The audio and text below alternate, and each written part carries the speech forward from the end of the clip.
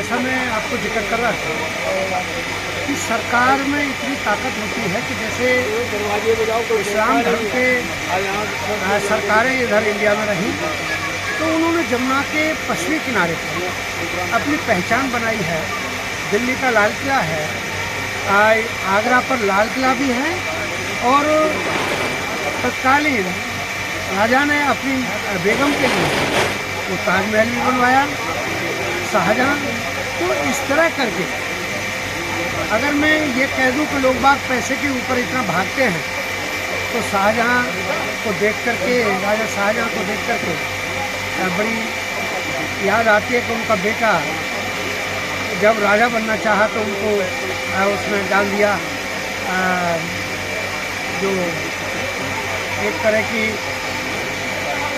मतलब अंधेरे में उसको डाल दिया, उसको कहीं कुछ दिखाई नहीं देता था उनको। तब उन्होंने कहा कि भाई मैं तेरी बात मान लेता हूँ लेकिन मेरी एक बात तुम मान लो कि मुझे यहाँ से मेरा चेहरा उधर कर दे जिधर मेरी मुमताज़ की कब्र है। तो उस बेटे ने बात मानी नहीं। तो जब जहाँ इस तरह की प्रथाएँ थी, लेकिन यहाँ तो राजा के ही समान मुख्यमंत्री रही हैं उत्तर प्रदेश में माने बहन जी, उन्होंने जमुना के पूर्व किनारे पर एक प्रेरणा स्थल बनाया है जहाँ कल भी लोग 14 अप्रैल को बाबा साहेब का जन्म मनाएंगे। और लखनऊ में भी अम्बेडकर स्मारक बनाया है। और सबसे बड़ी ताज्जुब की बात यह है कि पहली सरकार में ही बनना शुरू हो गया था। जब हमने कहा बहन जी ये तो पत्थर गिर रहे हैं, तो कोई बात नहीं, अगली वाली में लग जाए, इस तरह करके विश्व स्तर की पहचान बनाई। तो ये सारा का सारा काम सत्ता हासिल जब रहेगी हमारे पर तब हम कर पाएंगे। तो यहाँ जो हम लोग आए हैं या यही चर्चा समाज से करने आए हैं कि बाबा साहेब ने जो बात कही है कि राजनीतिक सत्ता वो महाशक्ति है जिससे हर प्रकार की समस्या का ताला खोल कर संविधान हासिल किया जा सकता है। तो फिर हमें बाबा साहेब का कहना मान करके उनके पश्चिमों पर चल करके अपनी सरकार बनाने का। अब बाबा साहेब ने तो सरकार बनाने का रास्ता ही बता दिया, वोट का अधिकार दे दिया। तो मैंने इस मंच से यही आग्रह किया है श्रोताओं के बीच कि बाबा साहेब ने जो कहा उसके सिद्धांत को, बाबा साहेब के सिद्धांत को समझ करके वोट बनाने का काम तेज गति से शुरू कर दे। यही नहीं कि चुनाव के दौरान आए और भागकर चले गए, वोट जितनी तैयार हो गई।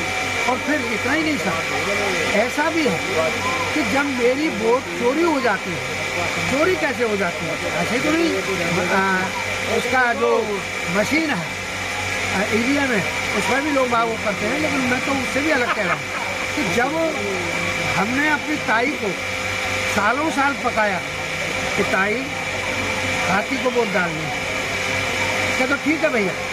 जिस दिन पोलिंग हो रही थी, वोट डाल रही थी, वो मेरी ताई जब तैयार होकर के जा रही थी वोट डालने, तो रास्ते में उसको दूसरी पार्टी का मिल गया, आदमी वर्कर मिल गया।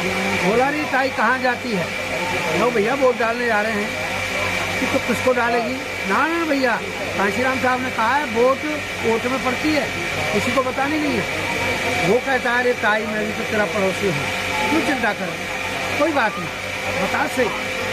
जब ताई ने ये कह दिया कि हाथी वाले आए थे रात, उन्होंने मुझे पहचान बता दी, मैं हाथी वाले खाने का पसंद करता, तो वो बोला अरे ताई ये हाथी वाले कभी कोई जीतेंगे, छोड़ना, चल हाथ पटा।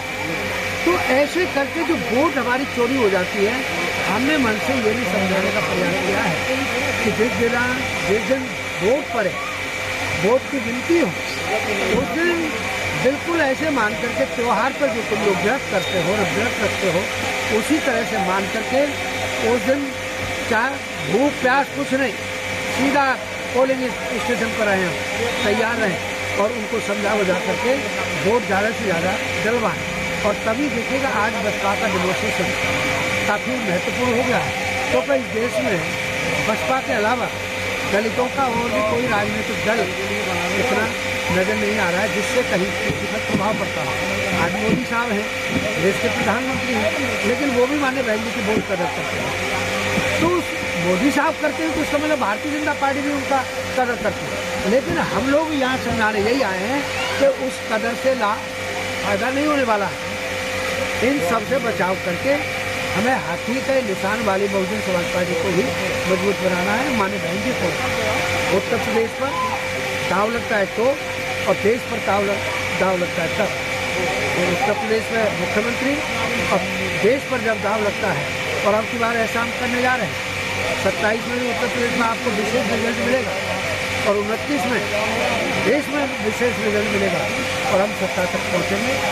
ये तो हम यहाँ समझाने, यद्यपि यहाँ पर हमने तथागत का भी जिक्र किया है, तो तथागत का जिक्र इसलिए ज़रूरी है कि आदमी इस बात को जान जाए कि एक आदमी चरित्रवान है, और चरित्रवान होना ही बहुत बड़ी बात नहीं है। चरित्रवान महान नहीं है, शीलवान महान है। अर्थ दोनों का लोग ऐसा ही समझते हैं। शीलवान ज़्यादा महत्वपूर्ण है, क्यों?